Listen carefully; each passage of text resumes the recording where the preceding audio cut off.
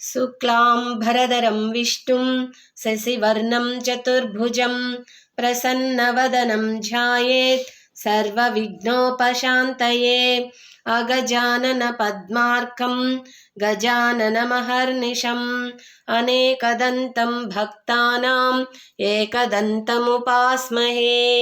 गुरुर्ब्रह्मा गुरुर्विष्णु गुरुर्देवो महेश्वरः गुरुः साक्षात् परब्रह्म तस्मै श्री गुरवे नमः। ఓం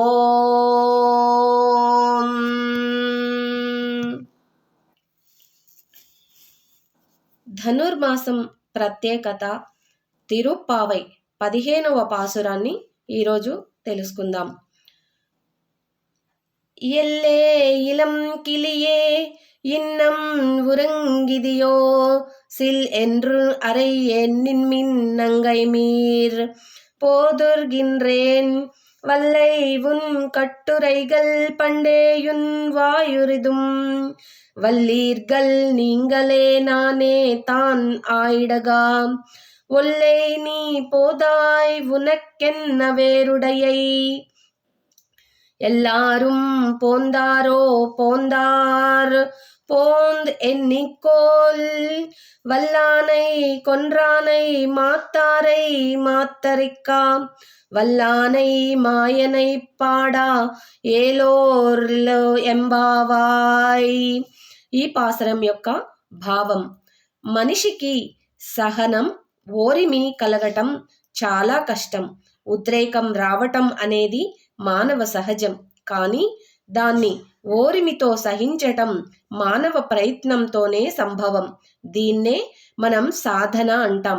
ఇది భాగవత సహవాసం వల్ల ఏర్పడుతుంది.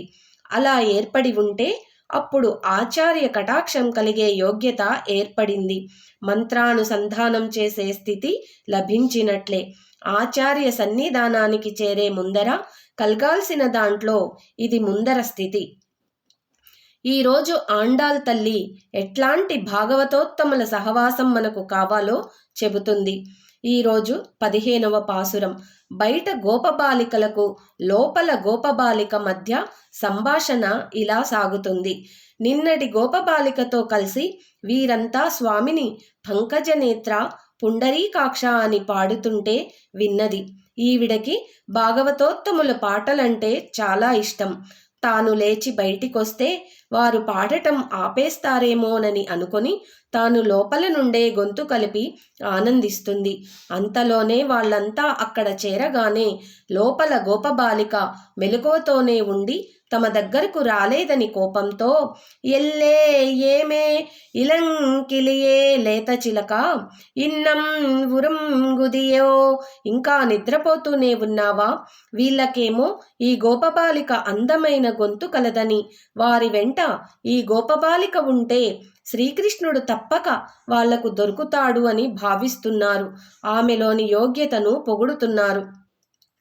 కానీ లోపల గోపబాలికకు, నేను మిమ్మల్ని అంతా ఎడబాసి బాధతో నేనుండగా నన్ను పొగడడం సరికాదు అని శ్రీకృష్ణుడు తన దగ్గర ఉన్నట్లు భావించి ఆక్షేపిస్తున్నట్లుగా అనిపించి, సిల్ ఎన్ర అరే ఎన్మిన్, ఏమిటా గోల మీరంతా?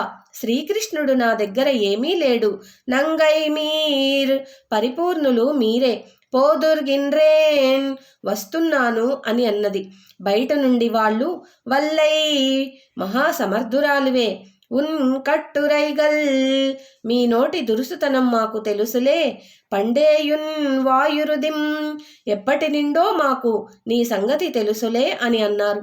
అంతలో లోపల గోపబాలిక, వల్లీర్గల్ నీంగలే, మీరే సమర్థులు, నన్నా సమర్థురాలు అని అంటున్నారు.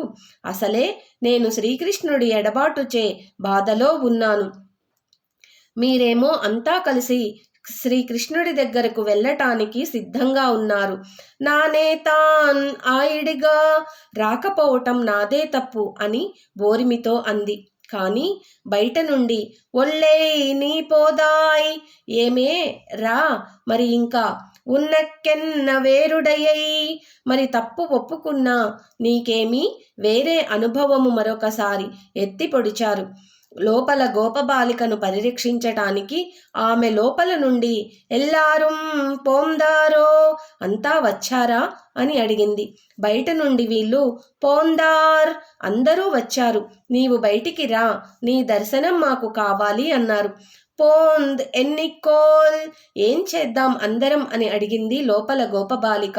వల్లానై కొన్రానై, బలం కలిగిన ఏనుగు, కువలయా పీడం, మాత్తారై మాత్తరిక్క వల్లానై, దాని కొమ్ములను విరిచి ఆ కొమ్ములతోనే సంహరించిన స్వామి. శత్రువులలోని శత్రుత్వాన్ని తొలగించగలిగినవాడు, మాయనై చిత్ర విచిత్రమైన మాయలు చేసే మాయావిని పాడుదాం. ఆండాల్ తల్లి 5వ పాటలో మాయనై అని మొదలుపెట్టి శ్రీకృష్ణ అవతారాన్ని ప్రారంభించింది. శ్రీకృష్ణుడు పుట్టింది మధురలో, పెరిగింది గోకులంలో. అక్కడ ఎన్నెన్నో ఆశ్చర్యకరమైన పనులు చేసి మళ్ళీ మధురా నగరానికి తిరిగి వచ్చి కంస సంహారం చేశాడు. మధురా నగరం నుండి బయలుదేరి మళ్ళీ తిరిగి అక్కడికే వచ్చే వరకు ఉంది ఆయన మాయ.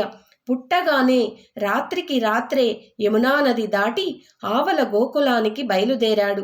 అక్కడికి పంపిన పూతన, శకటాసురుడు, అశ్వాసురుడు, బకాసురుడిని సంహరించి తన కళ్యాణ గుణాలతో అక్కడి వారిని పిచ్చెక్కించి అక్కడి నుండి తిరిగి మధురకు వచ్చి కువలయ పీడాన్ని, చారూణ ముష్టికులను చంపి కంసుణ్ణి చంపి బందీగా ఉన్న ఉగ్రసేనుణ్ణి రాజుగా చేసి మధురా నగరానికి పట్టిన దారిద్ర్యాన్ని తొలగించాడు. ఇది భగవంతుడు చేసే చేష్ట. ఈ రోజుతో 10వ గోపబాలికను లేపుతూ మనకు ఒక 10 రకాల జ్ఞానులని, వారి జ్ఞాన దశలను పరిచయం చేసింది ఆండాల్ తల్లి. అలాంటి యోగ్యత కలిగిన మహనీయుల్ని మనం చేరి ఉండాలని, వారిని దర్శించుకుంటూ వారు ఆదేశించిన మార్గంలో పయనిస్తూ జీవితంలో ముందుకు సాగగలిగితే అది మనకు శ్రేయస్సు. ఇది నిలబడటానికి మనం భగవంతుణ్ణి ప్రార్థించాలి తప్ప లోకంలో భక్తులను దూరం చేసుకోకూడదు. తిరుప్పావై మనకు అదే నిరూపణ చేస్తుంది. 10 మంది గోపికలను లేపే ఈ 10 పాటలే తిరుప్పావై అంటారు. ఇక ఈ నమ్మకం గట్టిపడటానికి మిగతా పాటలు. వ్రతాన్ని చేయటానికై తమ గోష్ఠిలో చేర్చుకొనదగిన 10వ గోపికను ఈ మాలికలో గోదాదేవి మేల్కొల్పుతున్నది. ఇది సంభాషణ రూపంలో ఉన్న అద్వితీయ పాసురం. ఈ గోపికను, ఈ గోష్ఠీనంతను సేవించవలెనను కుతూహలమున్నది. భగవద్గుణాలను ఏకాంతంగా ఒక్కరే అనుభవించటం తగదని, అందుకే గోష్ఠిలోని అందరకు ఆ అనుభవ ఆనందాన్ని పంచాలని గోదాదేవి చెప్తున్నది. ఇక్కడితో వ్రతంలోని 2వ దశ అయిన ఆశ్రయణ దశ పూర్తవుతుంది. వ్రతమిషతో భగవద్గుణాలందరికీ పంచాలనే అద్భుతమైన భావానికి లోనైన ఆండాల్ తల్లి శ్రవణం, మననం, ధ్యానాలనే వాటిని చక్కగా విశదపరిచి నిరూపించింది. భగవంతుణ్ణి పొందే నిమిత్తం భక్తి యోగాన్ని అనుసరించాలి. మనసు నిండా భక్తి నిండితే అది ఆత్మతో లయిస్తుంది. దానితో ఎడతెగని ఆనందం లభించి స్థిరపడిన చిత్తంతో భగవంతునితో తాదాత్మ్యతను పొందుతుంది. ఈ 10వ గోపిక లక్షణాలు కూడా ఇవే. ఇట్టి నిద్రలో మునిగి ఉన్న ఈ 10వ గోపికను తమ గోష్ఠిలో చేరమని సంభాషణ రూపంలో సమాధానపరిచి గోష్ఠిలో చేర్చుకున్నది గోదాతల్లి. మనిషికి సహనం, ఓరిమి కలగటం కష్టం. ఉద్రేకం రావటం అనేది మానవ సహజం. కానీ దాన్ని ఓరిమితో సహించటం మానవ ప్రయత్నంతోనే సంభవం. దీన్నే మనం సాధన అంటాం.